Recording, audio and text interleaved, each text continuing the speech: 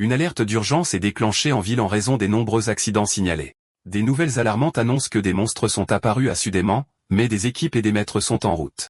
Avant que la voiture ne soit complètement détruite, une fréquence radio concernant l'équipe Sankaku se fait entendre. D'énormes oiseaux terrifiants ressemblant à des dinosaures ravagent les rues complètement détruites. Un jeune guerrier affronte les pattes acérées et les corps qui s'élèvent à plusieurs mètres. Les animaux émettent un son guttural, lâchant un cri aigu et assourdissant qui résonne au loin. Alors qu'il se prépare à se battre, le jeune guerrier commente que ses tympans sont sur le point d'éclater.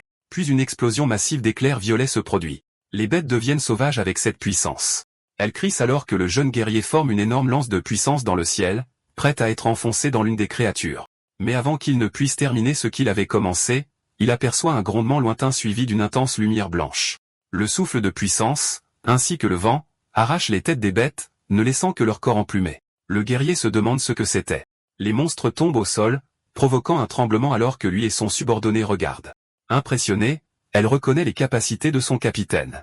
Mais le jeune homme nie avoir fait cela, expliquant qu'il n'est pas spécialisé dans les attaques de grande envergure comme la lame de la reine. Ils regardent tous les deux autour d'eux avec suspicion puisqu'il n'y avait personne d'autre avec eux. Il demande à sa partenaire s'il y a d'autres équipes d'éveiller les deux qui opèrent dans la région, mais elle le nie. Pensif, il se dit qu'il n'a jamais connu d'autre unité avec ce genre de puissance dans le pays. Soudain, le guerrier trouve une pierre magique et se demande comment ils ont pu laisser derrière eux un objet aussi précieux. Toujours en silence, le capitaine reste intrigué par ce qu'il vient de voir, surtout par les frappes et la force. Interrompant ses réflexions pendant un instant, il donne l'ordre à la jeune femme d'activer la matrice avec l'équipe de collecte des corps. Puis il réalise quelque chose. C'est un restaurant complètement intact au milieu de plusieurs bâtiments détruits. Analysant la scène, il pense que si l'intelligent qui a tout détruit avait fait une erreur, alors le propriétaire aurait perdu cette propriété. Ajustant sa lance sur son corps, il invite son ami à entrer et à boire un verre. Il saute de la scène ci-dessus à une autre. De petits oiseaux picorent le capot d'une voiture. Un jeune homme s'approche, les effrayant, puis descend les escaliers de l'allée. Pendant une minute, il observe la rue puis tousse dans sa chemise. Il entre ensuite dans un restaurant abandonné. Comme s'il connaissait l'endroit, il allume le fourneau et commence à préparer un repas. Il vérifie le garde-manger et trouve un morceau de viande assez gros. Il le place sur le comptoir à côté des gousses d'ail et du romarin. Mais ensuite, il regarde les préparatifs avec un certain doute. Il se demande s'il a pris trop de morceaux de viande de Belto et pense que probablement tous les corps des monstres ont déjà été récupérés, alors il va préparer une viande séchée. Avec cette coupe, il a réussi à obtenir. Soudain, son idée est interrompue par des coups à la porte, et un homme demande si Kang Chul est là. Répondant à l'homme à la porte, il confirme qu'il est Kang Chul et découvre qu'il fait face à un représentant de l'association des éveillés. L'homme explique que Pac de Belto a envahi cette zone plus tôt et déclare que le jeune homme a dû avoir très peur. Il déclare ensuite qu'il fait le tour des résidences et des entreprises pour voir s'il y a eu des dégâts. Embarrassé, l'homme souligne que, heureusement, peu de gens vivent dans cette région, il n'y a donc pas eu de pertes importantes. Tout en parlant, il sent un délicieux arôme qui lui monte dans les narines. Il l'apprécie un instant et dit que la nourriture sent très bon. Un peu grossièrement, le jeune homme répond qu'après tout, il est dans un restaurant. Le représentant demande s'il peut entrer pour prendre le petit déjeuner puisqu'il est dans la rue depuis tôt et ne s'est pas arrêté pour manger. Kang n'oppose pas de refus à la demande. En entrant dans l'établissement, l'homme est impressionné. C'est un restaurant très beau, impeccable et organisé qui lui rappelle les restaurants chaleureux des séries télévisées coréennes d'avant l'émergence des portails. Cherchant un endroit pour s'asseoir, il demande le menu, le jeune homme explique qu'il cuisine en fonction des ingrédients disponibles ce jour-là. Curieux, l'homme demande s'ils servent quelque chose comme le plat du jour, et Kang affirme que oui. Mettant son tablier, il révèle que le menu du jour est le steak de Belto. L'homme est surpris et troublé par la révélation. Il explique qu'il a vu 10 de ces oiseaux géants et que leur corps semble être tombé directement sur le marché. Kang déclare que grâce à cela, il a réussi à obtenir beaucoup de viande fraîche, et que malgré le fait que les créatures soient féroces, leur saveur est exotique. Le représentant se sentant mal à l'aise, est enthousiasmé à l'idée d'essayer, mais s'inquiète de savoir s'il aura assez d'argent pour payer ce repas. Pendant ce temps, Kang coupe d'épais morceaux dans la coupe qu'il a sélectionnée, puis il l'assaisonne avec du sel et du poivre.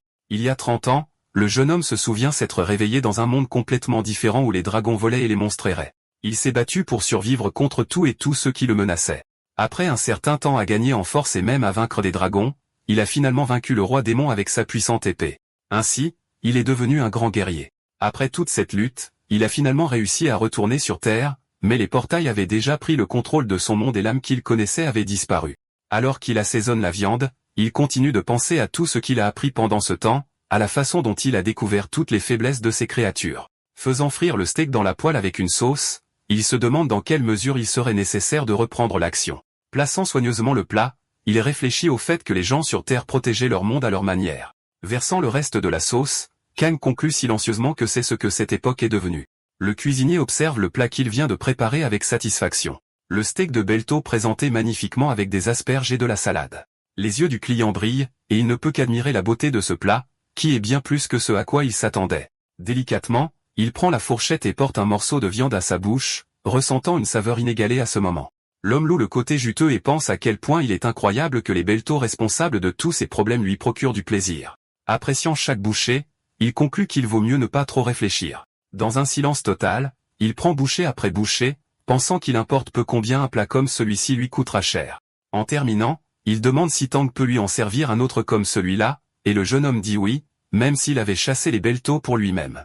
Quelque temps plus tard, le représentant termine enfin le deuxième plat et demande l'addition. À sa surprise, Kang révèle qu'il ne facture rien aux clients qui visitent son restaurant pour la première fois. Se sentant mal à l'aise, l'homme le remercie et dit que le repas a effacé toute sa fatigue de la journée, il aimerait donc payer et revenir plus souvent. Kang est heureux de voir la réaction de l'homme. Il dit alors que ce n'était que 10 pièces d'argent. Alors qu'il quitte l'établissement, le représentant de l'association se souvient de quelque chose.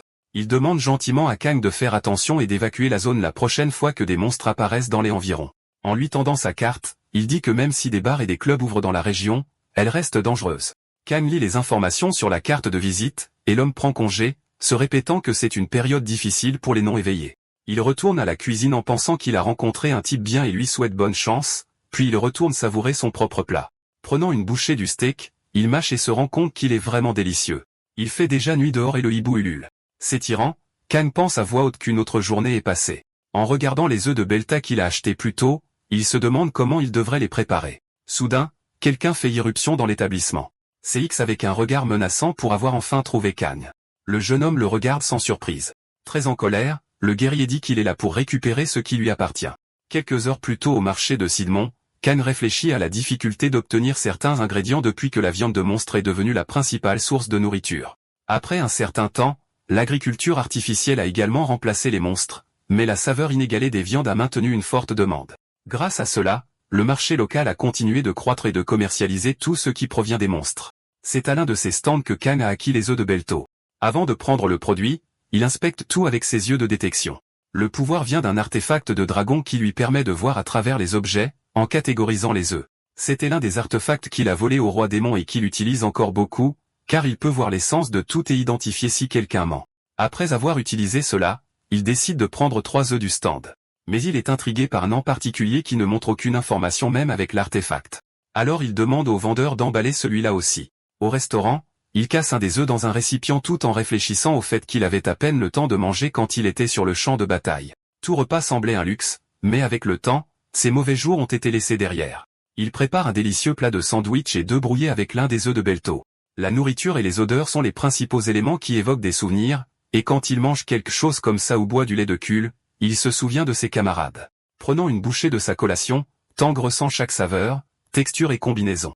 C'est vraiment délicieux et aussi réconfortant parce que cela lui rappelle le bon vieux temps. Regardant par la fenêtre avec une certaine mélancolie, il se demande s'il vieillit à regretter ces gens. Se parlant à lui-même, il analyse l'œuf bleuâtre de loin et est intrigué parce qu'il n'a pas pu faire la lecture. Pour autant qu'il sache, un artefact de dragon se forme dès que le dragon est né, recevant toute sa puissance qui peut être utilisée sur d'autres êtres, mais pas sur eux-mêmes.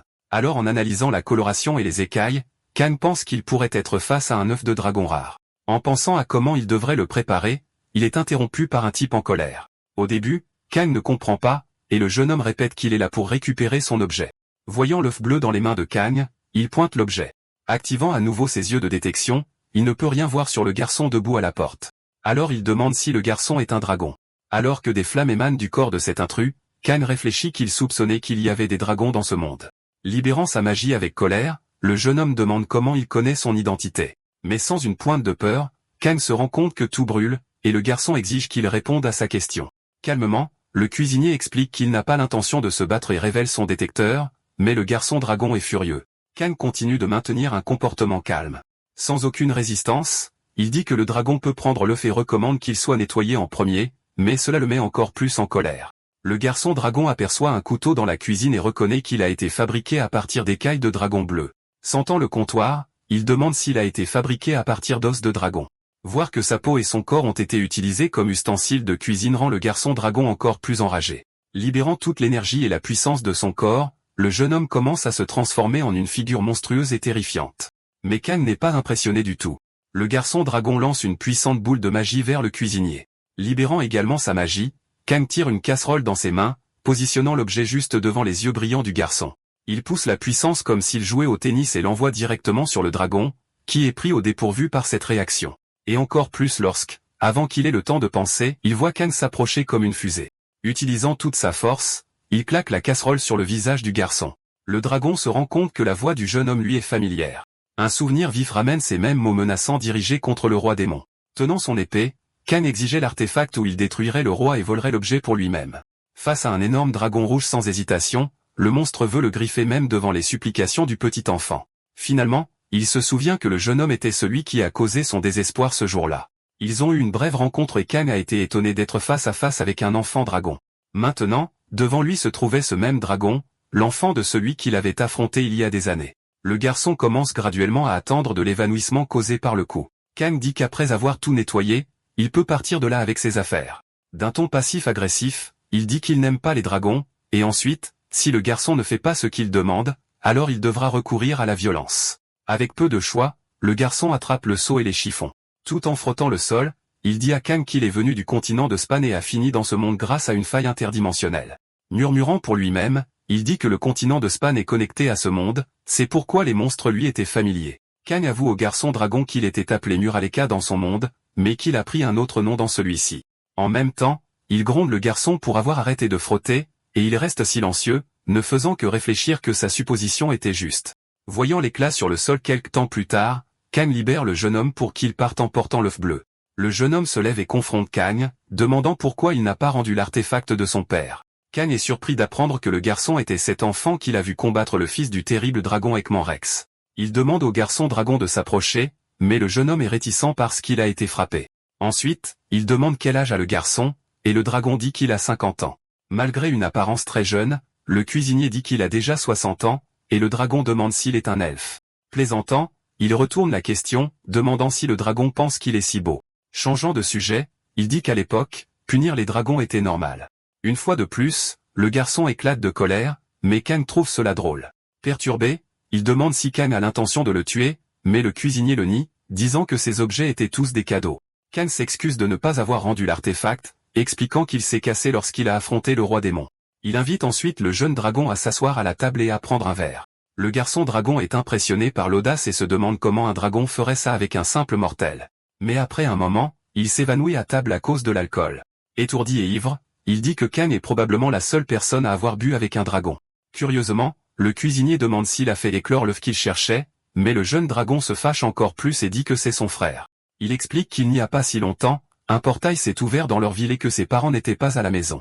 Kang en conclut que c'est ainsi que le jeune est devenu un voyageur de portail. Le cuisinier dit que leurs histoires sont similaires et qu'il a ressenti la même chose en arrivant sur Terre, mais il a fini par rester parce qu'il avait des affaires en suspens. Pourtant, pour le garçon dragon, il est étrange de croire qu'un guerrier comme lui ne cache aucun secret. De son point de vue, les humains sont les vrais monstres. Toujours avides, se battant les uns contre les autres pour le pouvoir, il demande si Kang ne veut pas dominer le monde. Le cuisinier dit que le jeune dragon a raison, mais il n'a aucun intérêt pour ça. Au contraire, il trouve ces choses ennuyeuses. Mais le dragon dit qu'il ne croit pas les paroles d'un humain. Cependant, Kang lui dit de prendre soin de lui et de son frère. Embrassant l'œuf bleu, il montre qu'il est très heureux d'avoir récupéré l'objet. Puis tous deux entendent un bruit. Aang sourit comme un idiot à ce qu'il voit, un bébé dragon avec de grands yeux brillants. Le garçon observe également la mignonne créature. Rapidement, il reconnaît son frère, l'appelant Q. La coquille s'est cassée, et le bébé est simplement né sur la table. Le cuisinier a demandé comment il devrait appeler la créature, et le garçon dragon explique qu'il pense à un nom. Mais pour l'instant, c'est un bébé. Finalement, il se demande si c'est un mâle ou une femelle, et Q confirme que c'est un dragon femelle et qu'il ne faut pas la traiter comme une bête. Kang caresse le petit visage poilu de la créature, observant ses minuscules dents. Pendant ce temps, Q se montre être le frère le plus attentionné du monde et ne cesse de répéter que le bébé est la plus mignonne des créatures, mais le cuisinier ne peut tout simplement pas être en désaccord. Finalement, il demande où le jeune va emmener le petit monstre. Les deux se regardent en silence. Kang se met à sourire comme s'il avait une excellente idée. Dehors, il fait beau, et il suggère au jeune dragon de prendre un repas avant de partir. C'était un matin de vent désolé. Les démons se déplacent avec la tempête, et les vents transportent l'odeur des fluides corporels dans l'air. Des cheveux blancs se défont, et quelqu'un appelle le nom de Miro. Affaiblie, la voix proclame avec difficulté qu'elle est vivante. Pendant ce temps, au restaurant, le jeune Khan préparait 2 délicieux hamburgers avec de la viande de Belto et de Triceratops. Il offre une bouchée au jeune dragon et nourrit le bébé, mais le garçon veut savoir combien coûte un repas. Khan répond que ça coûte 10 $, mais qu'il n'a pas besoin de payer. Q réfléchit un instant et demande ensuite si Khan a aussi un logement. Répondant qu'il n'en a pas, le cuisinier réfléchit au fait que le garçon dragon se sent seul dans ce nouveau monde. Le jeune dragon lui offre ensuite des pierres magiques en récompense, et voyant cela, Khan se dit qu'un dragon qui se sent comme ça agiterait les universitaires. Q lui offre 2 pierres magiques de classe 4, mais soudain, le cuisinier se met à rire de façon incontrôlable. Remarquant que le bébé dragon fait du bruit, il demande si elle a encore faim. Tout en nourrissant la petite créature, il en conclut qu'il ne doit pas être facile de vivre sur Terre avec une créature comme ça. Pensant à Mira, l'être affaibli dit que l'autre monde lui manque, et le jeune continue de se demander s'il ne reverra jamais ce petit dragon de son vivant. Finalement, il dit que le garçon dragon peut rester quelques jours. Pourtant, Q dit qu'il ne peut pas devenir dépendant de Khan comme ça sans même payer. Mais affirmant qu'il va se débrouiller, Khan conjure un sort de ses propres mains. Alors cette magie finit par devenir un peu hors de contrôle. Kazim, le gobelin immortel, apparaît, les saluant. Un gobelin qui vit éternellement, il gère les objets dans son sous-espace. Le protagoniste demande combien de pierres magiques existent dans le sous-espace. Le gobelin révèle alors qu'il en reste encore une bonne quantité, et entend une au jeune homme. Il commence à commenter quelque chose avec le gobelin, qu'il observe attentivement. Q est impressionné par ce qu'il voit. Puis la créature fait ses adieux aux 2 jeunes hommes. Kang Shou se contente d'observer cela. Maintenant, il aimerait que Q l'aide pour quelque chose. Le ciel est bleu le lendemain. La créature dort paisiblement dans son lit. Derrière eux, nous voyons des flammes fortes et hautes. Le protagoniste dit à Q que s'il explose son souffle au hasard, il ne fera que tout brûler. Il doit contrôler le feu. Alors ils vont essayer une fois de plus. Pour cet entraînement, la viande est déjà sur la broche. Le jeune homme demande si l'arme utilisée auparavant était juste une arme ordinaire, ce que le protagoniste nie. On appelait ça la hache rocophile. Le gars a demandé pourquoi il continue à utiliser des trésors inestimables pour cuisiner n'importe quoi. Avec un sourire, CHUL dit que c'est un point intéressant. Soudain, quelqu'un les appelle. Avec un salut, l'homme dit qu'il a fait une pause après sa patrouille. Puis nous voyons plus de vaisselle dans l'évier. Tout en mangeant, l'homme se sent complètement satisfait. Il demande si Kang a un nouvel employé, ce qui irrite un peu Q. Puis il commente qu'un nouveau donjon est apparu dans le passage souterrain entre Saint-Chon et Sudémon. Il semble qu'un nouveau donjon se forme. Les donjons sont fondamentalement des endroits qui incubent des monstres et agissent comme une sorte de porte qui invoque des êtres d'autres dimensions. Le niveau de difficulté de celui-là en particulier est de 5. Puis à Sudémon, Monsieur Kim Sang-ho et l'équipe Zankaku seront déployés. Et à Saint-Chon, Mademoiselle Chai-on dirigera une équipe. Par précaution, ils forment également une équipe de secours, donc la place était pleine de candidats à l'emploi. L'homme continue et dit que la plupart d'entre eux ont probablement des familles et se sentent chanceux d'avoir un emploi stable. Puis il s'en va car son temps est écoulé. Le rôti d'Avaogreld reçoit un bon accueil. Peut-être devrait-il acheter plus de viande d'Ataou. Alors maintenant, il est dans la rue en train d'acheter la viande dont il a besoin. Il écoute attentivement un certain remue-ménage.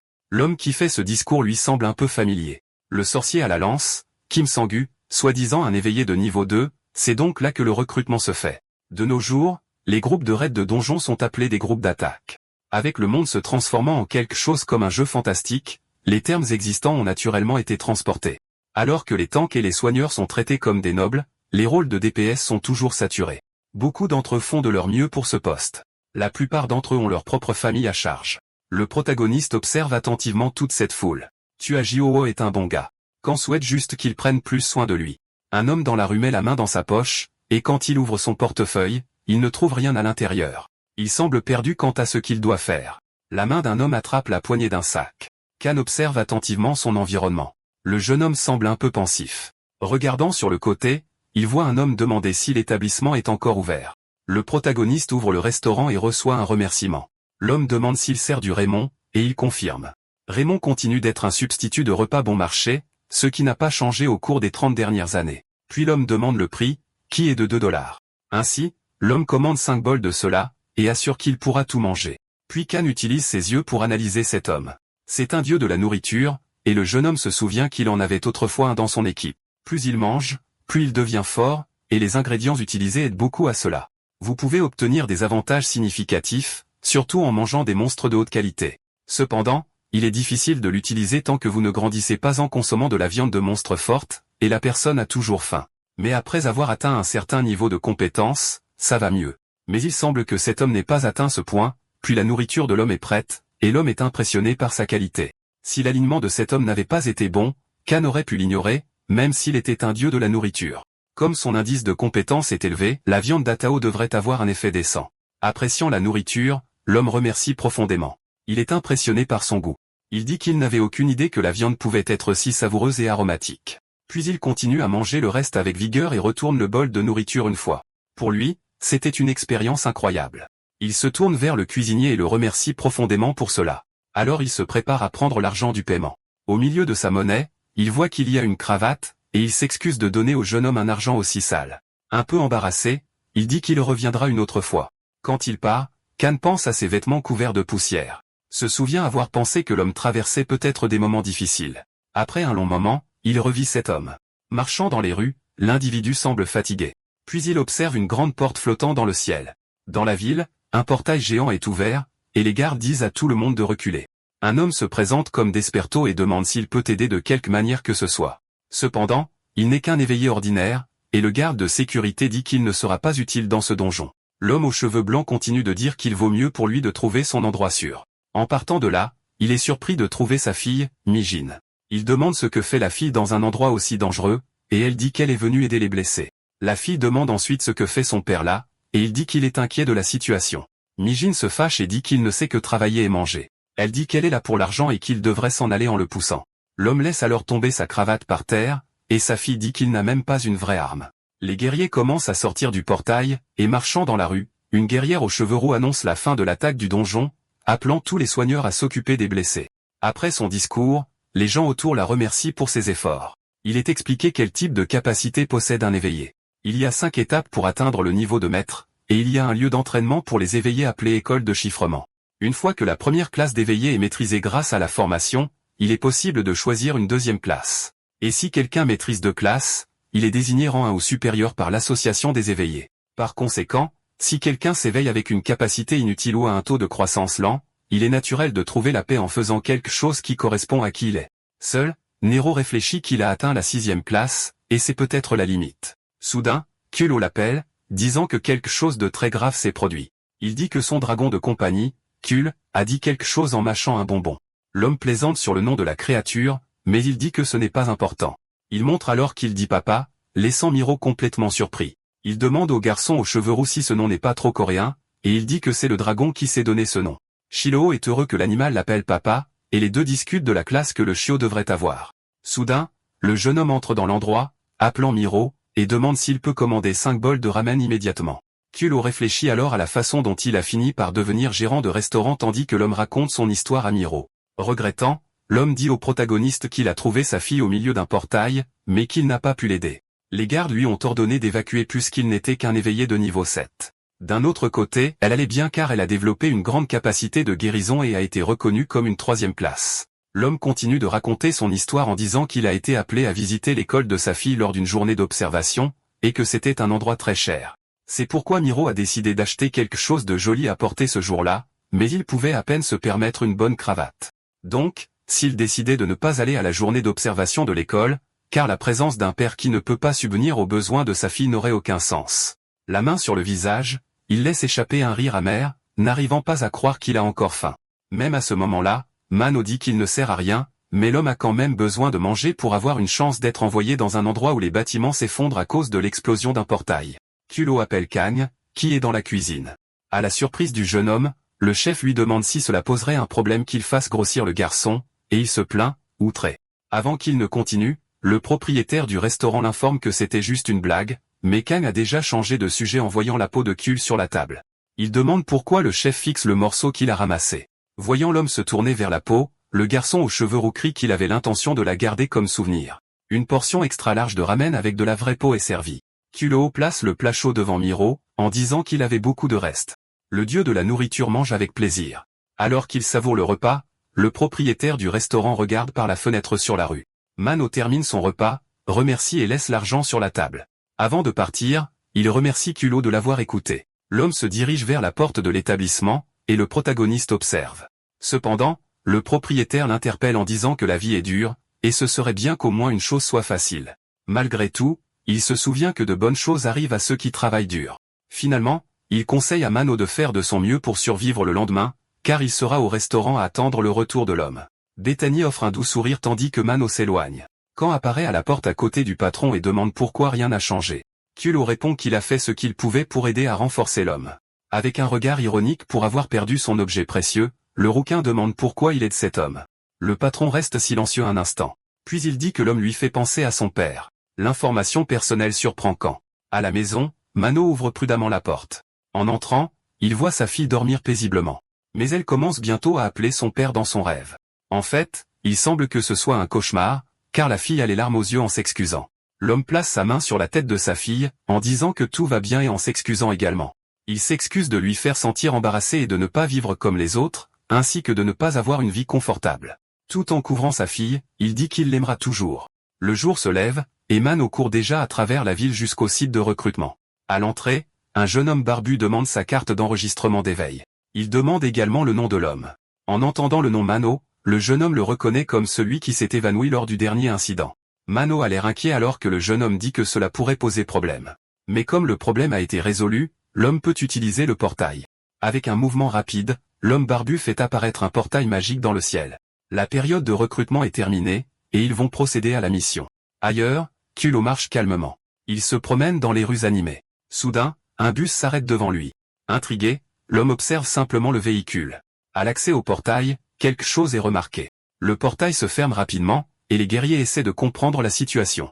Sango demande comment les choses avancent. Quelqu'un explique que seuls les individus éveillés de classe 5 à 7 ont été recrutés pour passer à travers le portail, tandis que Meijin cherche son père. Un message apparaît alors, informant que le boss est apparu. Inquiète, la fille lève les yeux, appelant toujours un parent. Le pied de Man apparaît sous l'herbe. Maintenant, un groupe d'hommes vérifie tout le périmètre de la forêt. Soudain, un grand monstre apparaît derrière lui et charge sur l'homme de toutes ses forces. Étrangement, Mano se sent rempli d'énergie. Surprise, une fille demande ce qui se passe. Il semble qu'il y ait une brèche à l'intérieur du donjon. Le groupe se prépare à ce qui va arriver. Le pied vert d'une grande créature entre en scène, puis un dinosaure massif apparaît devant eux. L'homme regarde la créature, assez effrayé. Habituellement, ils apparaissent lorsqu'une brèche dimensionnelle supplémentaire s'ouvre, ce qui est un événement très rare. Et quand cela arrive, beaucoup de gens peuvent perdre la vie. Le monstre Tigrex se dirige dans leur direction, et le groupe court. L'homme regarde quelque chose avec curiosité. Du mana cristal est sur le corps d'une des créatures. S'il peut vendre ça, il pourrait acheter beaucoup de choses, y compris de la nourriture délicieuse. Un des hommes crie pour qu'il sorte de là immédiatement. Mais la cupidité parle plus fort, et Mano s'approche pour attraper le cristal. Le Tigrex est en colère et attaque toute personne en vue. Il est impitoyable et extrêmement fort. L'homme se rend compte que c'est exactement ce que Minjin voulait dire par pathétique. Nous voyons le chaos se dérouler dans les rues de la ville. Meijin a les larmes aux yeux par terre. À un autre moment, elle pose pour une photo. Dans son flashback en tant qu'enfant, la fille tient un magazine et a un sourire sur son visage. Dans d'autres scènes, la petite fille pleure aussi de tristesse. Dans ses souvenirs, nous voyons aussi la fille comme un bébé dans les premiers jours de sa naissance. Dans la forêt, Mano ouvre soudainement les yeux. Il se rend compte qu'il ne peut pas perdre la vie comme ça, et laissera Minjin seul. Déterminé, il provoque le grand dinosaure. Juste la patte de la créature est assez forte pour détruire n'importe qui. Malgré tout, l'homme continue de provoquer l'animal, espérant qu'il vienne dans sa direction. Puis il rassemble toutes ses forces, et avec son poing prêt pour l'attaque, il crie qu'il ne perdra pas la vie à ce moment-là. Son poing est chargé d'électricité. Un autre homme, également du groupe, est impressionné par cette classification. Il semble que Mano ait réussi à bloquer l'attaque du bossa, et pour la première fois, il sent qu'il n'a pas faim. Au milieu de ses pensées, la créature revient vers lui une fois de plus. Avec ses mains, il repousse la créature avec force. Il semble assez fort pour ça. Tout son corps travaille ensemble pour éviter cette attaque, et il continuera à retenir le monstre, comme il le fait. L'équipe regarde, impressionnée. Un homme demande si l'équipe a évacué la zone, et il demande comment cet homme a réussi à bloquer le T-Rex seul. Ce type est vraiment incroyable. Devrait même obtenir sa carte de visite. Pendant ce temps, Mano continue de bloquer l'attaque de la créature. C'est ce qu'on pourrait appeler une compétence spéciale d'un tank DPS.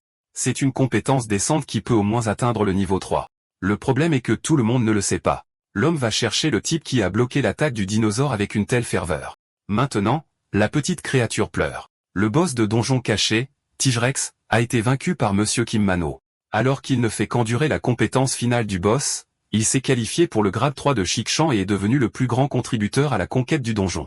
Avec un sourire, le protagoniste demande si le petit animal lit le journal, et il remarque que l'animal semble être un peu plus lourd. Il dit aussi qu'il n'est pas son père, mais il continue à jouer avec la créature. Ils écoutent attentivement une autre nouvelle. De nombreux marchands à Sabamon souffrent de maux de tête à cause des vols. Des manas disparaissent en grande quantité, et la pression publique augmente pour une intervention. Puis la voix demande aux citoyens d'être prudents. La créature apparaît près de Khan, impliquant qu'elle veut qu'il boive de l'eau. Avant qu'il ne puisse boire dans la tasse, Q lui crie de ne pas boire ça. Il dit que l'eau contient une grande quantité de germes. Cela a été appris dans un livre, où le puits est décrit comme un endroit d'où l'eau est tirée pour être bu. Le garçon commente que les yeux de cet enfant, une salle de bain, et le puits semblent similaires. Il se souvient d'un homme qui y est allé et a beaucoup apprécié la nourriture. Il a également reçu de bons ingrédients de la région de Saint-Chon, puis quelqu'un l'appelle patron. C'est le même homme qu'avant, et il dit qu'il est venu avec de la compagnie maintenant. C'est le capitaine Gamsanguo. Le capitaine dit qu'il a beaucoup entendu parler de Khan. Ils disent qu'ils sont de l'association des éveilleurs. L'homme mystérieux commente que sans la réunion conjointe, ce serait un après-midi très agréable. Il demande si la personne à côté de l'homme est Chixin-Nain, et il dit qu'il a eu une performance incroyable dans la bataille contre le boss de Saint-Chin il y a quelque temps. L'homme donne un sourire timide et remercie simplement. Le protagoniste dit que c'est un honneur de l'avoir dans son restaurant. Il demande s'il y aura des ramen aujourd'hui, et l'homme confirme. Le capitaine dit qu'il voudra aussi la même chose. Quand il apporte la nourriture, l'homme en costume la retourne d'un coup. Et une fois de plus, il remercie profondément pour cette nourriture. Le capitaine demande à l'homme de partir, disant même qu'il peut aller chercher sa fille à l'école.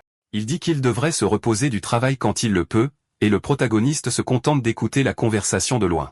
Et il réalise que leur relation n'est pas mauvaise du tout. Puis il devient confus. Soudain, tout est devenu très calme. Il observe l'homme à la table avec le bol de ramen devant lui. Le capitaine semble être assez fatigué.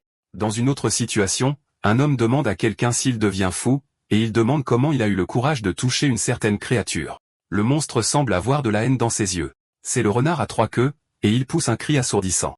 Le garçon semble très confus quant à ce qui se passe. Il observe un autre garçon qui lit le journal. Il dit qu'il est déjà tard et s'excuse. L'homme dit qu'il va bien puisqu'il n'y avait pas d'autres clients et demande s'il veut manger quelque chose. Le jeune homme dit qu'il n'a pas d'appétit mais commente qu'en raison du récent voleur endémique, de nombreux marchands souffrent de maux de tête. Puis l'homme demande s'il peut commander de l'alcool, et le garçon répond que son restaurant ne sert que du soju et de la bière. Par conséquent, l'individu commande de la bière et demande les meilleurs plats. Le garçon demande s'il peut avoir du sashimi. Le client confirme car il est prêt à payer pour quelque chose de bonne qualité. Alors que les monstres apparaissaient à travers une faille dimensionnelle, une ère de monstres est arrivée sur Terre. Les poissons que l'on voyait couramment sur Terre il y a 30 ans sont maintenant difficiles à trouver, et les monstres ayant des goûts similaires sont capturés.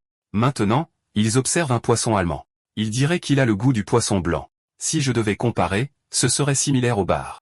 Dans le passé, il ne préférait pas le sashimi parce qu'il semblait être un luxe coûteux avec une faible rentabilité, mais il a ensuite découvert à quel point c'est bon.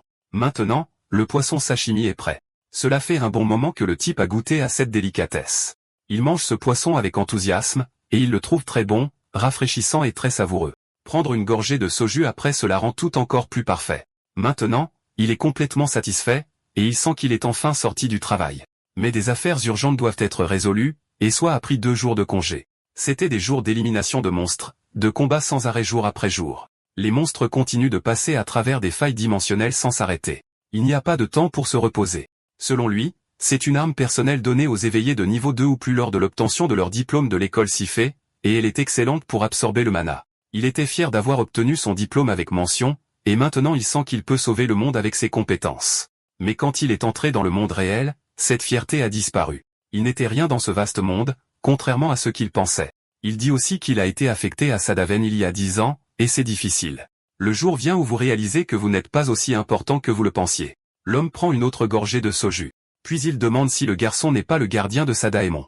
Les vies, les espoirs et l'avenir de nombreuses personnes reposent sur mes épaules, donc parfois c'est accablant. Le protagoniste demande s'il a des souvenirs. L'homme dit que oui, bien sûr. Il demande si le jeune homme connaît le renard à 9 queues.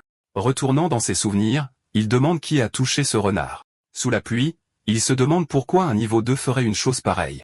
C'est ce qu'il a l'intention de découvrir. Les créatures dotées d'une intelligence élevée comme les renards à 9 queues sont généralement appelées des êtres mystiques, ce qui signifie qu'elles ne doivent pas être touchées. Pour des raisons encore incomprises, les êtres mystiques ne s'opposent pas aux humains.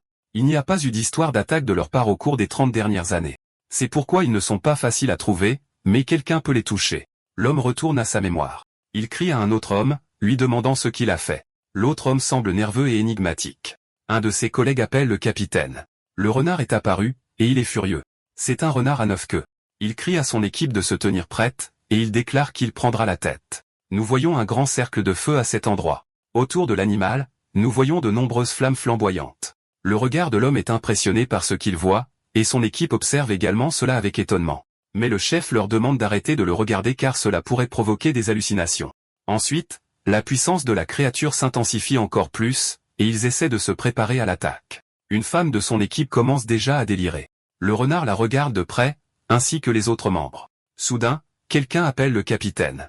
Agile, il saute et s'approche de la créature. Fermement, il prépare son épée pour l'attaque, et il la lance avec force vers le renard. Les yeux du renard s'écarquillent, pris par surprise. Dans l'instant suivant, il semble confus. Le chef le regarde de près, essayant de comprendre sa réaction. Le renard laisse échapper un cri de douleur de plus en plus profond. Pourtant, il résiste toute la nuit, jusqu'à ce qu'à un certain moment, il réussisse finalement à le vaincre. Tout ce qu'il entend ensuite, ce sont des bruits de pleurs, et à côté de cela, il voit un petit. Le mâle que le monsieur a libéré est parti à la chasse et a trouvé un petit renard à 9 queues. L'instinct de l'animal l'a trouvé sans défense. Ça devait être une erreur. Il était un prodige à l'école Sephora. Même ces gens font des erreurs, mais c'était différent parce qu'ils commettent ce genre d'erreur. Ils ont donc dû éliminer cet animal. Selon lui, il n'y avait pas d'autre choix, et les médias en ont parlé pendant environ 2 années consécutives. Le protagoniste commente qu'il considère que c'est un bon choix. L'homme se lève, dit qu'il a trop parlé, probablement à cause du soju. Il demande l'addition et demande si le jeune homme peut emballer une assiette de sashimi. Rapidement, le protagoniste accepte que oui. L'étranger met sa main dans ses poches, et il réfléchit à ce qu'il vient d'entendre. De retour dans les souvenirs de l'homme, il se dispute avec un jeune homme pour avoir touché cet être mystique. Il dit que s'excuser ne sert à rien car de nombreuses personnes perdront la vie à cause de cela. L'homme a juste observé cette scène, se demandant comment tout s'est passé, et il regarde l'écart devant lui. Ce renard est un monstre que le protagoniste avait vu pendant son séjour sur l'autre continent du monde d'Ispan. Contrairement aux monstres qui ont envahi le continent sous la direction du roi démon, ils étaient amicaux avec les humains. Cependant, il avait chassé 2 renards à 9 queues et s'était lamenté les 2 fois. Ce sont des souvenirs qu'il n'oubliera jamais. Dehors, l'homme ouvre l'emballage du sashimi. Les marques restent comme des cicatrices invisibles comme des cris audibles. Il regarde en arrière, effrayé, et voit 3 grandes flammes devant lui avec la scène se répétant une fois de plus. L'homme le regarde de près. Une patte de la créature apparaît. C'est un Kyung, encore un petit. L'homme se souvient que, en fait, il n'avait pas réussi à lui ôter la vie à l'époque. Il se demanda pourquoi ses yeux mourants semblaient si désespérés, puis il admet qu'il n'est pas qualifié en tant que gardien. Il se demande combien de cristaux de mana la créature a volé et si elle avait déjà 3 queues. Le petit prend du sashimi à manger. L'homme tient fermement le petit Kyung. La petite créature le regarde juste curieuse, mais le chef lui demande d'écouter attentivement. Il dit qu'il ne peut plus ignorer cela car l'association va bientôt agir, donc le renard doit quitter la ville et trouver un autre endroit où vivre. Il la jette, voulant qu'elle s'en aille, mais elle finit par revenir une fois de plus. L'homme crie à nouveau, lui demandant de partir. Le renard ne bouge pas, et le jeune homme finit par se résigner. Il lui demande seulement de quitter cet endroit. La créature court dans la nuit noire, mais quelque chose attire son attention. Elle observe une autre créature à travers la fenêtre. Elle s'approche pour mieux voir. L'animal a l'air très mignon. Le renard à 3 queues semble pensif. Puis elle essaie de jouer avec la créature. Le protagoniste observe attentivement la scène et demande si le petit animal a faim, mais il semble qu'il ait déjà mangé ailleurs. Kang Chul au nain apparaît alors et demande ce qui l'amène ici, et demande si cet animal est un gumio, un petit. Avec une voix affectueuse, il se présente à l'animal. Il commente qu'un cristal de mana de première qualité doit être très utile pour sa croissance. Le petit renard essaie de mordre cet objet, et une forte lueur intense traverse son corps. Alors le protagoniste lui demande de partir, et regarde son propre animal appelé son petit ami. Seul, le renardeau regarde dans la nuit. Il est assez pensif à ce moment-là et se demande s'il ne reverra plus son protecteur. Allongé sur le sol de la forêt, l'homme pense que le chevalier de la ville n'est plus aussi brillant qu'avant. Là, Gumio brillerait de 1000 feux. Cependant, il ne veut pas que l'animal revienne. Il souhaite seulement qu'il se porte bien. Maintenant, le jour se lève et nous retournons à l'association.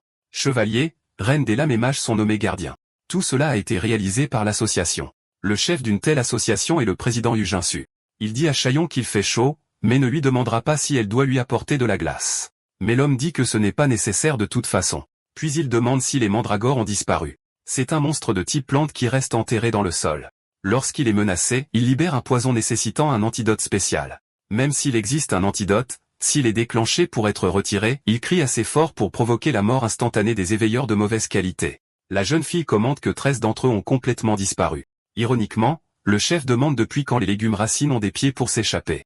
Cheong commente qu'ils ont dû fondre. L'homme dit qu'il va appeler Gabi, et la jeune femme devrait le lui mentionner. Cette femme est revenue. Elle est toujours en attente de mission, donc le président lui demandera d'enquêter sur cela en premier. Le petit animal semble heureux. Soudain, il devient assez triste près de son propriétaire. Le protagoniste continue de dormir allongé. L'animal lui touche attentivement le front et revient donner un sourire satisfait. La petite créature semble un peu confuse. Il essaie d'attraper une chaise avec ses petites pattes. Il grimpe dessus habilement, essayant d'attraper quelque chose. En ouvrant la porte du réfrigérateur, il voit des tiges et se demande ce que c'est car le visage du légume ressemble à une personne. La tête de cette chose a l'air très effrayante. Sans trop réfléchir, le petit animal met tout le légume dans sa bouche. Pour une raison quelconque, il ne peut pas et commence à pleurer. Le protagoniste et son ami regardent l'animal sans comprendre ce qui s'est passé. Son collègue n'arrive pas à croire qu'il ait mangé tout ce légume. Kan commente qu'il a enquêté sur les conditions dans lesquelles les failles dimensionnelles se forment, en visitant des endroits où des donjons sont apparus. Cependant, il n'a rien découvert, mais a observé de nombreux monstres communément vus sur le continent de la durée. Le protagoniste est impressionné par cela. Le garçon se demande s'il est aussi un monstre, et il est offensé par cela. Cela signifie que, à tout le moins, il y a une chance que des dragons ou quelque chose d'encore plus grand passe à travers les failles dimensionnelles. L'homme demande à Kan de lui faire savoir s'il trouve quoi que ce soit au cours de ses enquêtes. Kan dit que Kul a atteint le niveau de maître de 6 classes et demande s'il peut contrôler la faille dimensionnelle, mais le garçon le nie. La façon dont il est retourné dans ce monde est une longue histoire qui s'étend sur des décennies, même après avoir vaincu le roi démon. Kan accepte d'en parler plus tard car Kul doit aller au centre commercial. Il fait chaud ce jour-là, comme il se doit en été. Nous voyons une grande barrière dans le ciel au-dessus de la ville. Une jeune femme est incapable de trouver des traces sur le sol, même si on lui avait dit d'aller par là. Elle observe toute cette magie autour d'elle et en démarre une autre de ses propres mains. Pendant un instant, elle devient nerveuse. Soudain, une autre blessure apparaît, lui saisissant fermement le visage. Puis elle demande si c'est la sorcière des glaces. Gabi a regardé tout autour, mais n'en a vraiment aucune idée. Elle dit que la jeune femme peut l'appeler Annie et demande si elle est la gardienne de Saint-Chon. La jeune fille confirme et dit que son nom de code vient de l'école Sifé. Maintenant, elle est dans sa 10e année. Gabi a traversé directement une barrière, mais il ne reste aucune trace. D'après ce que la jeune fille a appris à l'école Sifé, elle est de niveau 1 depuis 30 ans. Cha se présente alors à Gabi. La femme demande quelle est la situation, et Cha et on dit qu'ils ont définitivement fermé cette zone. Mais il n'y a aucun signe d'intrusion ou de chasse, et celui qui a mis en place cette barrière était de niveau 4. Gabi dit que si quelqu'un a traversé une barrière de niveau 4 sans laisser de traces, cela signifie quelque chose. Il devrait se renseigner auprès des mercenaires à Séoul. Elle demande quel est le plus grand groupe de mercenaires, et Chaïen répond que c'est la cour mercenaire du temple de Sodémon. Ils iront là-bas en premier, mais avant cela, ils mangeront quelque chose. De l'autre côté de la ville, un gars demande qui parle de lui. Qu'un donne un petit baiser à une créature. Il considère l'animal comme très mignon. Il regarde l'animal comme si c'était la chose la plus précieuse au monde, et il ne peut s'empêcher de l'admirer. Le protagoniste dit qu'il a tout vu du début à la fin, et il ne pense pas qu'il soit embarrassant d'esquiver sa petite sœur. Soudain, il demande à Qu'un de remplir une marmite d'eau et montre une pastèque même si son ami semble ne jamais en avoir mangé. CHUL lui montre aussi un poulet, ce qui l'impressionne. On en trouve aussi sur le continent espagnol. Surpris, Qu'un demande où CHUL a trouvé cette mandragore. Le protagoniste dit qu'il l'a trouvée en marchant et l'a arrachée. Leurs corps sont froids car ils sont pleins d'énergie. De plus, ils ont une texture croquante et un goût sucré, ils se marient donc bien avec les plats froids et chauds. Pour préparer le poulet, le protagoniste met tout à l'intérieur. Riz gluant, ail, mandragore, oignon vert. Puis il met tout dans la marmite. Ce sera prêt en un rien de temps. Quelqu'un apparaît, cette personne ne savait pas que c'était un restaurant. Les trois entrent et disent que l'odeur est agréable. Les deux garçons les invitent à entrer. Le protagoniste dit que les clients sont toujours les bienvenus dans son restaurant. Les deux filles regardent la conversation avec curiosité. L'une d'elles dit qu'elle ne mangera pas le poulet parce qu'elle est végétarienne. À ce moment-là, la nourriture est déjà prête. Le groupe apprécie beaucoup le repas, même s'il manque de sel. La femme aux oreilles bleues prend une bouchée de viande et la trouve délicieuse et savoureuse. Le protagoniste demande si Gabi est la végétarienne et si elle aimerait manger de la pastèque. Enthousiaste, la femme confirme qu'elle aimerait ça. Il existe plusieurs façons de déguster ce fruit. Quant au protagoniste, il prévoit quelque chose de différent. D'abord, couper la viande en petits morceaux, puis ajouter des fruits. Le garçon fait tout avec une grande habileté. Ensuite, il ajoute du liquide au mélange. Maintenant, c'est prêt et ça a l'air extrêmement rafraîchissant. La jeune femme a hâte d'essayer et commente qu'elle est la sorcière des glaces qui protège Saint-Tron. Bien qu'elle n'aime pas vraiment ce titre, elle raconte que lors d'une bataille royale à l'école Sifé, provoquée par un adversaire, elle a tout gelé et fait neiger, gagnant ainsi ce surnom. Et elle se demande ce que ces gens faisaient là et sent que quelque chose d'encore plus important est sur le point d'arriver. L'aura de ces gens semble être de classe gardien ou supérieure, et Gabi semble être vraiment très belle. Puis elle le remercie pour la nourriture merveilleuse. Ainsi, la vaisselle est placée dans l'évier. Quand ils partent, son collègue commente que cette jeune femme était très belle, trop belle pour être considérée comme humaine. C'est probablement une elfe. Kul le sait car il a vérifié avec la détection et a vu qu'elle avait un sprint fantomatique, ce que seuls les elfes peuvent avoir. Cependant, elle n'a pas la capacité de détecter la magie. Par conséquent, il n'y a pas que des monstres qui traversent la faille dimensionnelle. Il pourrait déjà y avoir d'autres espèces vivant sur la Terre adaptées, où quelqu'un pourrait se cacher et planifier quelque chose. Alors le protagoniste appelle January et dit qu'il va essayer de faire quelque chose d'unique. Ils font du soju à la pastèque maintenant et font de leur mieux pour profiter de la vie. Les trois se promènent dans la ville après le repas. Il appelle la fille madame et demande s'il ne devrait pas considérer cela comme un nouvel algorithme naturel pour la disparition des mandragores. Il dit qu'il n'y a pas d'indice, pas de témoins, pas de victimes et rien dans la distribution. L'autre jeune femme dit que si même un éveil de niveau 1, le chat de l'ombre, n'a rien trouvé, la réponse pourrait être dans une direction inattendue.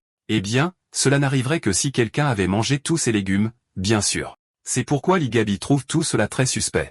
Bien qu'il n'y ait aucune preuve physique, juste des soupçons, quelque chose se passe définitivement là-bas, et ce qu'elle peut faire, c'est le signaler à ses supérieurs. Ils doivent se rendre au temple, mais jusqu'à présent, ils n'ont pas reçu les informations nécessaires. Pendant ce temps, le capitaine du temple, Shim Tajang, prend sa retraite. À ce moment-là, une figure énigmatique apparaît brièvement sur la scène. Ailleurs, un homme observe la nuit remplie d'étoiles. Sous un ciel pas si différent de celui de son ancienne ville natale, il remarque que le paysage autour de lui ne cesse de changer. Cette terre, qui exhalait autrefois le parfum des fleurs, est maintenant imprégnée de l'odeur de l'horreur et des monstres. Malgré sa fatigue, il continue de parler avec le groupe de survivants. Et en déclarant que la boîte est fermée, il provoque un cri unanime parmi eux. Kang dit que la nouvelle que l'équipe des opérations du temple a bloqué une invasion monstrueuse est impressionnante. Soudain, son petit dragon de compagnie lui attrape la jambe, montrant qu'il s'est réveillé. Curieuse, la petite dit qu'elle veut voir la mode du jour dans le journal. En voyant qu'il comprend des vêtements sans manches, le protagoniste dit que c'est parce qu'il fait chaud. L'estomac de la créature commence à gronder, et elle dit au jeune homme qu'elle a faim, pensant que notre garçon se demande quoi préparer pour le petit déjeuner car il faut que ce soit quelque chose de délicieux. Après tout, la vie est courte, et ils n'ont que 3 chances par jour de manger des choses savoureuses. En regardant le petit animal, Kang se souvient qu'en fait, seule sa vie est courte, puis demande ce que la petite pense de manger du riz blanc puisque les céréales complètes sont bonnes pour la santé. Posant Fluffy par terre, il lui demande d'aller réveiller son frère. Le dragon atteint rapidement la chambre et saute sur le garçon sans hésitation alors qu'il est complètement inconscient. Dehors, le protagoniste entend le jeune roux crier. Quelques minutes plus tard, tout le monde se réunit pour manger du bibimbap avec des œufs et des légumes. Le frère de la créature trouve ça étrange, mais notre garçon lui demande de tout mélanger. Puis le trio se prépare à prendre la première cuillère, et comme prévu, il trouve le mélange divin après le repas. Le protagoniste demande à Kang si la petite va bien, car elle s'endort juste après avoir mangé. Expliquant que le garçon déclare que depuis qu'elle est née il y a 3 mois, ils vont bientôt commencer à avoir une idée de ce qu'est sa classe, manger et dormir fait partie du processus. Pensant, Kang révèle qu'il a hâte de connaître la classe de la créature. Soudain, quelqu'un entre dans le restaurant, affirmant que le riz sent très bon. Le protagoniste dit qu'il vient de le cuisiner et demande si le garçon aimerait en manger. Il répond oui, mais seulement après les ramen. Notre garçon convainc le jeune homme de manger les deux ensemble. Quelque temps plus tard, le membre de l'équipe Zankak jette un coup d'œil au journal du jour. Pendant que notre chef sert le plat, Sixon dit que la nourriture est très bonne, surtout le kimchi, pensant que le protagoniste dit « Bien sûr, c'est bon car il utilise de la mandragore ». Le type de l'association entre par la porte et salue le duo, affirmant qu'il est juste venu dire bonjour parce qu'il n'a pas le temps de manger. Tendant une boisson, Kang dit qu'il comprend à quel point les choses doivent être compliquées à cause de la chaleur. Même en étant d'accord, l'homme dit qu'il se débrouille, peut-être parce qu'il mange là, ce qui a augmenté son endurance. Puis il a demandé à l'autre jeune homme si le lancier avait été agité ces derniers temps. Le jeune homme dit oui, et qu'il se sent déprimé. Donnant du contexte au protagoniste, Sixon dit que Shine Tajong prend sa retraite, c'est pourquoi tout le monde l'est. Dans un état d'urgence, ce qui rend la situation encore plus malheureuse, c'est que l'homme est quelqu'un qu'ils admiraient beaucoup. Curieusement, notre garçon demande s'il s'est passé quelque chose, et le jeune homme commente ensuite l'incident d'il y a 10 ans. C'était la première mission assignée à Kim Sang-gu, l'actuel lancier, avant que les 5 gardiens ne meurent pendant l'invasion. Nous découvrons que Tajin est seulement classé comme un éveillé de niveau 3, mais sa véritable puissance dépasse ce niveau. Pour cette raison, l'homme est considéré comme un leader exceptionnel, surtout pendant la guerre d'invasion des monstres il y a 10 ans. Cela a fait que beaucoup de gens lui doivent la vie. Nous sommes emmenés dans un autre endroit où le président de l'association, Eugene So, dit qu'il savait que ce jour viendrait.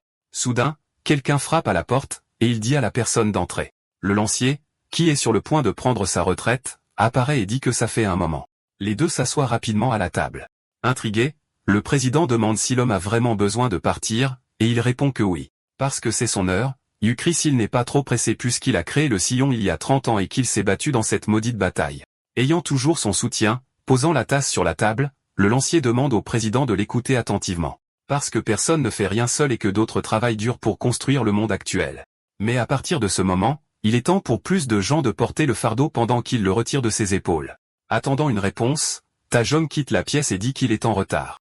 Seul à nouveau, Yu déclare que San doit être dévasté. Dehors, le lancier pense que son successeur a déjà été décidé et s'appelle Kanik, un éveillé prometteur qui aura 30 ans cette année, ce qui rend ce jour parfait. Soudain, quelqu'un traite l'homme de fou et demande s'il a entendu le mot espoir. Se retournant, Chon se retrouve face au lancier actuel. Nous sommes emmenés au restaurant du protagoniste où le duo arrive rapidement. Prenant les devants, San demande le menu. Notre garçon dit alors que le plat du jour est de la nourriture coréenne faite maison, tout en pensant que l'homme plus âgé semble avoir son âge. S'approchant, Kang demande si c'est un problème si la nourriture prend un peu de temps. Niant, le lancier à la retraite dit qu'il peut prendre autant de temps qu'il veut. Se retournant, le lancier actuel dit que seul son ami mangera, car il est occupé et partira en premier. Quand le jeune homme part, Tajun s'excuse et dit qu'il est encore très immature. Confus, le protagoniste demande ce qu'il veut dire. Puisque le jeune homme est le gardien, prenant une cigarette, le vieil homme demande quand San a-t-on grandi. Se souvenant alors qu'ils sont dans un espace clos, Kang dit qu'il est possible de fumer la car il n'y a personne d'autre. Regardant le pot, le X-lancier dit que la nourriture sent bon, et que ça fait longtemps qu'il n'a pas senti le riz cuire. Ce qui rend l'arôme nostalgique, le protagoniste reste silencieux. Tout en pensant que tout le monde a quelque chose qu'il désire, ce qui signifie qu'il devrait peut-être faire un ragoût de pâte de soja, puisque chacun a sa propre recette, et il cuisine d'une manière qui préserve la saveur un peu brute et rustique. Parce qu'il laisse la pâte de soja et les légumes à feu doux pendant un certain temps, ce qui donne une nourriture semblable à celle de la campagne. Puis il fait frire un œuf et grille un poisson salé, ce qui donne un repas coréen traditionnel. En voyant le plat, l'homme semble enchanté. Un tel enchantement augmente alors qu'il prend la première cuillerée. Au point que ses yeux brillent en souriant, Tajom dit qu'il se sent chez lui. Regardant le protagoniste, il dit que cela fait 30 ans qu'il est arrivé à Séoul, donc sa mémoire est un peu floue, ce qui montre à quel point le temps passe en un clin d'œil. Avec un regard triste, l'homme dit que quand il a quitté sa ville natale, il pensait pouvoir revenir bientôt, et qu'il n'oubliera jamais la grande ère d'évacuation il y a 30 ans, encore moins la dernière invasion qui a eu lieu il y a 10 ans. Kang reste immobile, prêtant attention à l'histoire. La réponse actuelle dit alors qu'il y a 30 ans, lorsque les monstres sont apparus pour la première fois, de nombreux pays et villes du monde se sont effondrés et d'innombrables personnes ont perdu la vie. C'est à ce moment-là que lui, toujours dans sa ville natale, a ramassé une épée qui a grandement amélioré ses capacités physiques. Ainsi, il a conduit les éveillés et les habitants de sa ville à Séoul, commençant le cours de mercenaires du Temple, qui a reconstruit la ville grâce à l'unité de tous, donnant naissance au titre de gardien M. Bien que ce soit officiellement appelé Corée, tout ce qui reste là-bas est la ville de Séoul. Alors que tout le monde commençait à s'adapter, les monstres maintenant classés comme des boss ont envahi. Ainsi, commençant la dernière grande invasion.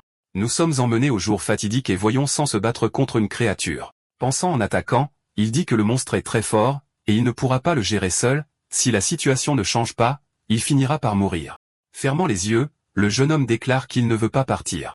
Soudain, Shine apparaît et attaque la créature. Avec ses mains tachées de jus de fraise, il demande au garçon de se réveiller et dit qu'il tremble aussi, qu'il a peur et qu'il veut fuir, mais faire un pas en avant dans des moments comme celui-là est ce qui le rend réel. Tendant la main, l'homme demande quel est le nom du jeune homme, et il accepte l'aide et se présente comme le gardien nouvellement nommé. Réactivant sa puissance, le manieur de lance demande au garçon de garder un œil. Sur ses prochains mouvements, Tajun se positionne et faisant tourner son épée, attaque la grande bête. Avec une frappe mortelle terminant le travail, il se tourne et dit que c'est le chemin qu'ils ont eux-mêmes tracé. Le rookie est laissé sans voix par la surprise. Revenant au moment présent, nous voyons Sangu observer la ville du sommet d'une montagne. Courant avec sa lance, il dit qu'il ne devrait pas y avoir de monstres là-bas, puis affirmant que ce doit être l'endroit où l'ancien manieur de lance ira se reposer. Par conséquent, il doit s'assurer que la zone calme devienne un lieu de vraie paix. Tombant au sol en larmes, le garçon demande pourquoi il n'y a pas de monstres. Parce que de cette façon, vous ne pourrez rien faire pour Tajun. Dans le restaurant, Kang demande si l'homme regrette quelque chose. Il dit alors que tous ses jours ont été remplis de regrets parce qu'il a besoin d'être parfait pour protéger les gens et rester en vie. Ainsi, il ne pouvait pas se permettre de faire des erreurs car même un seul faux pas pourrait coûter la vie à quelqu'un. Pensant, le protagoniste dit qu'il pensait que l'état d'esprit du gardien actuel était celui d'une personne immature pour son âge. Mais maintenant, il comprend qu'il a appris cela de l'homme qui, Yoon, épuisé, a réussi à créer une prochaine génération exceptionnelle. À haute voix, il dit au manieur de lance qu'il a entendu dire qu'il retournerait dans sa ville natale. Shine confirme, et notre garçon pense alors qu'il peut comprendre les choses que l'ancien manieur de lance a traversées.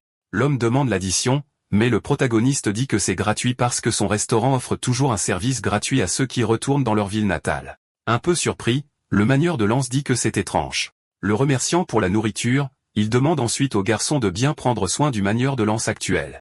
Kang dit qu'il est déjà un grand gardien. Souriant, l'homme est d'accord avec la déclaration et dit qu'il considère le jeune homme comme un fils.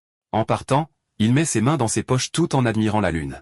À la porte, notre cuisinier dit que les personnes âgées ne meurent pas. Au lieu de ça, elles disparaissent simplement. Quelque temps plus tard, Shin arrive à destination. Un peu plus loin, on voit Sango qui, les larmes aux yeux, demande à l'homme de prendre soin de lui et de vivre une belle vie. Le jeune homme disparaît et soudain, une créature apparaît et dit que l'humain qui vient de partir et la créature mystérieuse lui ont donné la pierre brillante, un objet qui ne lui a jamais fait de mal, ce qui signifie qu'une nouvelle personne bienveillante vient d'arriver. On revoit Kang qui demande après Lanterne, qui n'arrête pas de l'appeler en criant. Il lui demande s'il est réveillé. Soudain, l'image devient étrange, et le protagoniste arrive dans un autre endroit, où le roi démon lui demande si c'est lui qui l'a invoqué dans cette dimension. Intrigué, notre garçon dit qu'il dit n'importe quoi, attaquant juste après avec son gantelet. Le roi active son bouclier magique pour se défendre contre l'attaque imminente. Quand le protagoniste parvient finalement à frapper, il se réveille en sursaut et haletant. Transpirant abondamment, il regarde sur le côté et réalise que Kang est juste là, tremblant de partout. Terrifié, le garçon dit que Kang dégageait une intention de tuer absurde. Réalisant ce qu'il a fait, le protagoniste s'excuse et déclare que même si 10 ans se sont écoulés depuis la fin de la guerre, il fait encore des cauchemars de temps en temps. Pensant, il se demande si c'est parce qu'il a entendu parler de la grande invasion de monstres de Qian. Puisque c'était le même jour, il a affronté le roi démon. Même s'il pense que ce n'est pas une coïncidence, notre garçon affirme que, de toute façon, ils ne s'y rencontreront plus. Allant dans la pièce, il trouve Fluffy, qui gribouille sur le sol avec de la craie, montrant qu'il est bien un bébé. S'approchant, le protagoniste demande si ce qui est dessiné est un poulet. La petite fille le regarde et dit quelque chose. Se penchant, le jeune homme se demande si elle pourrait être une sirène, avant de prendre le petit dragon dans ses bras. Concluant alors qu'il ne peut pas la réprimander. Câlinant Fluffy, il dit qu'il va faire du poulet, alors elle devrait effacer tous les dessins. Quittant la salle de bain, le jeune roux est horrifié par la scène. Le regardant, Kang dit qu'il doit apprendre à sa sœur à nettoyer. Voyant la petite fille câliner le jeune homme, Kang demande pourquoi elle semble plus proche de lui. Notre garçon dit alors qu'il va au marché, alors le jeune homme devrait surveiller la maison. Dehors, on voit plusieurs personnes se promener dans la ville. Expliquant pourquoi il achète autant de poulets, le protagoniste dit qu'il y a quelqu'un qui mange beaucoup qui vit dans sa maison. Heureux, le vendeur dit qu'aujourd'hui est son jour de chance, puis commande sur le festival qui aura lieu plus tard. Sheolo est confus, et l'homme dit alors qu'il a juste besoin de se diriger vers la place pour comprendre. En arrivant sur les lieux, le protagoniste se retrouve face à face avec un grand robot entouré de personnes criant. Regardant de loin, il réalise que c'est un golem. Soudain, une femme s'approche et affirme qu'elle est là pour regarder le test de l'ogre nouvellement développé. Intrigué, notre garçon demande ce qu'elle entend par ogre. L'étrangère dit alors que c'est le nom de la créature, qui est un golem montable alimenté par un cristal de mana. En pensant, Kang dit que la puissance du monstre est grande, mais ses limites sont assez claires. Puisque ses mouvements sont efficaces contre les grands monstres, mais inefficaces contre les petits et rapides. Cela signifie que tout le monde ne peut pas le piloter. Il décide de clarifier son doute, et la femme dit que la personne responsable du contrôle du robot est un individu éveillé de niveau 1. Pensant à nouveau, le protagoniste dit que la raison pour laquelle tout le monde ne peut pas piloter le golem est qu'il nécessite une canalisation. L'énergie émise par la pierre de mana et seules des personnes spéciales peuvent le faire comme Ki-moon. Le protagoniste conclut que les capacités du robot sont correctes, mais qu'il coûte très cher à fabriquer, ce qui n'en vaut pas la peine. Il dit au revoir à la femme, et elle demande si le restaurant sera ouvert. Confirmant, le jeune homme dit qu'il ne sera fermé que si quelque chose de spécial arrive, entendre cela soulage la jeune femme. Notre garçon rentre rapidement chez lui et trouve une sirène en plein milieu du salon avec Fluffy. Voyant l'expression de Kang, il demande si c'est son œuvre. Excité, le jeune homme dit que sa sœur a été classée comme maître des esprits, expliquant ensuite que les cheveux de Kul sont blancs, mais que sa mère était un dragon bleu. Le protagoniste demande si c'est Ondina, l'esprit de l'eau. Sur les genoux de la sirène, le petit dragon commence à appeler l'esprit maman. Souriant, Kang dit que cette créature est de haute qualité, et à côté de lui, le jeune homme confirme. Pensant, le protagoniste déclare que cela fait longtemps qu'il n'a pas vu un esprit en mode non-combat. On découvre que le principe d'invocation des esprits est simple car ils sont invoqués depuis un royaume multidimensionnel, et leurs noms sont standardisés, qu'ils soient de qualité supérieure, moyenne ou inférieure. Ainsi, Ondina est de l'eau, la salamandre du feu, Sylvo du vent et de la terre. De plus, il n'y a jamais eu de cas où les rois spirituels ont été invoqués, ce qui signifie que c'est un dernier recours. Ainsi, le royaume des démons, le royaume spirituel et le continent d'Espagne, y compris la dimension où existe la Terre, totalisent 4 dimensions, où apparemment 2 sont connectées. Après avoir beaucoup réfléchi, le protagoniste dit qu'il ne peut plus raisonner. Se retournant, il demande à Kang s'il a appris à Fluffy à nettoyer. On voit qu'en fait, la responsable du nettoyage est Ondina. Heureux, notre garçon déclare qu'il devrait faire une fête. Dans la cuisine, il dit que le plat principal est le poulet, révélant ensuite qu'il y a 30 ans, il y a eu une explosion de poulet frit dans le pays. Et même s'il existe plus de 100 façons différentes de préparer cette viande, une seule est la meilleure, c'est le poulet frit. Donnant un pilon de poulet au petit dragon, il dit qu'il est préférable de manger en tenant et en mordant. Fluffy prend la nourriture et montre qu'elle apprend très vite. La scène fait sourire Kang. Voyant les petits yeux brillants de la créature, il demande si ce n'est pas délicieux. Désespéré, Kang dit qu'il n'en peut plus et tend la main pour prendre un morceau, mais le protagoniste lui dit d'attendre. Déclarant ensuite que sur Terre, il est de coutume de manger du poulet frit ensemble pour comprendre la vraie nature de quelqu'un. Par conséquent, le jeune homme doit révéler quelle partie il mangera en premier, mourant de faim. Le frère de Huel demande si c'est vraiment important. Avec la confirmation, le jeune homme commence à transpirer froid et révèle ensuite que sa partie préférée est le coup de poulet. Notre garçon dit que ce n'était qu'une blague et que maintenant ils peuvent manger. Le duo se retourne et réalise que Fluffy a déjà terminé sa part et dort maintenant. Posant une bière sur la table, le protagoniste dit que la boisson se marie mieux avec le poulet que le soju. Les 2 orteils, heureux de la découverte du jour. Kang commence à manger et est enchanté. Sting Kang jetant un os quand il demande comment il fait pour faire ça. Parce que dans la viande, il y a beaucoup de petits os. Kul se réveille et commence à en demander plus. Mais soudain, des feux d'artifice attirent son attention, expliquant notre garçon dit que c'est à cause du festival, tandis que le jeune Ro essaie de se calmer car il pensait que c'était. Se déroulant une guerre, le protagoniste emmène la petite fille à la fenêtre pour mieux voir, tout en pensant qu'elle doit se sentir piégée de ne pas pouvoir sortir. Se retournant, il demande à Kang quand le polymorphisme deviendra possible. Le garçon aux cheveux roux dit que maintenant que sa sœur s'est éveillée, cela devrait être possible bientôt. Souriant, notre cuisinier dit qu'il a hâte, car il veut acheter de jolis vêtements pour la petite et raccourcir le monde, en plus d'acheter un collier ou une bague et de lui arranger les cheveux. Ailleurs, le pilote déclare que la machine a besoin de quelques ajustements car la pierre de mana ne fonctionne pas aussi bien que prévu. En entrant dans un vestiaire pour hommes, il se retrouve face à face avec la femme aux cheveux noirs, qui le félicite pour le bon travail. Kim sourit et dit qu'elle se comporte comme une grand-mère.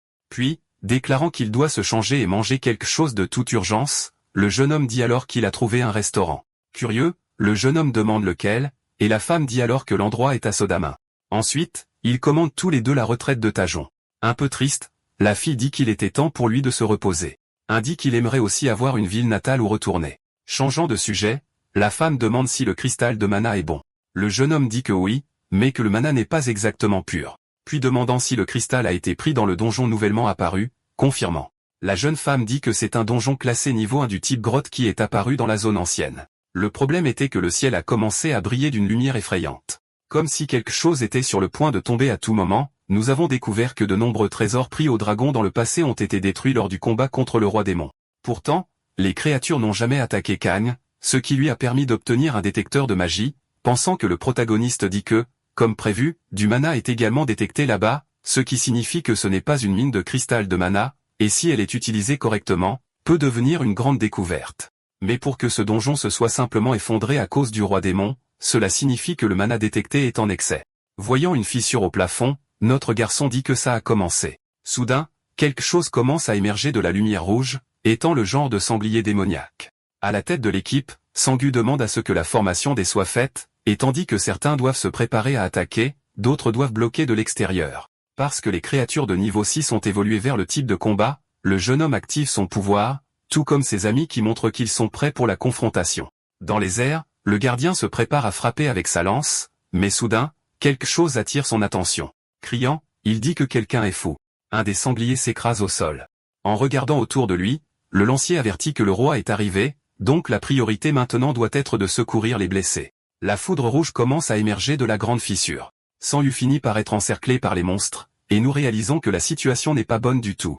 Désespéré, le chef d'équipe dit qu'il doit choisir. Parce que s'il veut protéger les membres restants du groupe et les civils, il devra se retirer. Mais cela finira par tuer ceux qui sont piégés près de l'endroit où le roi naîtra, et choisir de protéger la majorité ne semble pas être le bon choix, puisque les héros ont dit qu'ils le regrettaient chaque jour. Immobile, le jeune homme demande à quel point ceux qui l'ont précédé ont regretté. Puis il commence à se souvenir du jour où il a été sauvé par Tajong et affirme qu'il deviendra le vrai héros. Soudain, quelqu'un crie qu'il y a des membres piégés devant. Passant à l'action, Sanho demande à son équipe de former la formation afin que tout le monde puisse percer avec force. En réalisant que le capitaine a pris les devants, tout le monde commence à courir pour mener à bien la mission. Tout en attaquant avec sa grande lance, le jeune homme dit qu'il a atteint sa limite de mana, mais il n'y a pas de temps pour rester immobile. Un garçon crie et dit que le roi attaque. Nous voyons une immense créature se diriger vers le lancier, pensant à ses compagnons. Il dit qu'il doit mettre fin à cela et ouvrir la voie définitivement. Saiyan lance son arme, frappant le boss en plein dans la bouche, au point qu'il ne reste absolument rien. Avec des yeux d'une teinte lilas, le lancier se sent heureux en sentant son pouvoir déborder. Un garçon choqué l'appelle, mais il dit que ce n'est pas le moment de parler car les blessés doivent être secourus. Le problème est que le jeune homme voulait avertir qu'un autre roi sort du portail. La situation inquiète le gardien, criant, il demande à tout le monde de se préparer à une défense complète à son signal. Le monstre atteint enfin le sol. Pensant que le lancier dit qu'ils ont juste besoin de tenir bon car des renforts devraient arriver bientôt, mais il ne sait pas combien de temps il peut tenir le coup. Soudain, une grande lumière blanche apparaît, laissant tout le monde assez surpris car les créatures commencent à être éliminées de nulle part, y compris le sanglier de Khan qui était prêt à attaquer. La bouche bée, les membres de l'équipe se demandent comment cela est possible et comment les monstres ont simplement disparu. Voyant Mano au sol, San commence à courir. Se relevant, le garçon dit qu'il va bien qu'il ne sache pas comment. Le gardien dit qu'ils doivent se retirer pour l'instant, donc tout le monde doit reculer. Pensif, il se demande ce qui s'est passé. Au sommet de la montagne, Kang se souvient de ce que Xion lui a demandé et conclut que, dans tous les cas, personne dans ce pays ne découvrira qui il est vraiment. Et même s'il pourrait y avoir des interférences, c'est le prix à payer pour avoir sauvé la situation, le fait le plus important étant que le lancier, qui était au niveau 2, a atteint le niveau 1 pendant la bataille, devenant le 4e éveillé à le faire. L'estomac du protagoniste gargouille, et il décide de manger avant toute chose. Rapidement, il rentre chez lui et retrouve Kang, déclare que le feu n'est toujours pas assez fort. En un éclair, notre garçon apparaît avec plus de bois. Intrigué, le garçon aux cheveux roux se demande à quel point Kang est fort pour faire ça, le protagoniste demande à quoi il pense, mais il décide de dire que ce n'est rien. Fluffy regarde les flammes attentivement. Il finit par invoquer à nouveau Ondina, attrapant la rosée par surprise. La sirène apparaît et d'un simple geste de la main, éteint le feu de camp tout en trempant tout le monde. Après quelques minutes, nous voyons que le plat de la nuit est du ventre de porc grillé. Heureux comme tout, merci pour la nourriture, notre garçon lui dit d'attendre et lui présente ce qu'est un wrap de viande. Le jeune homme dévore tout et dit que c'est délicieux. Kang demande si le frère de Cole enquête toujours sur le donjon. Le garçon répond que oui, et il le fait chaque fois qu'il a du temps libre. Notre garçon révèle alors ce qui s'est passé ce jour-là. Kang dit que les porcs évoluent pour s'adapter à l'écosystème, mais il ne se compare toujours pas à ceux qu'il a vus sur le continent espagnol. Le protagoniste dit qu'en fait, lorsque la faille vers une autre dimension s'est ouverte, il n'a pas ressenti l'énergie du continent espagnol, ce qui signifie que la Terre est connectée à une autre dimension, et que quelque chose qui dépasse leur compréhension se produit.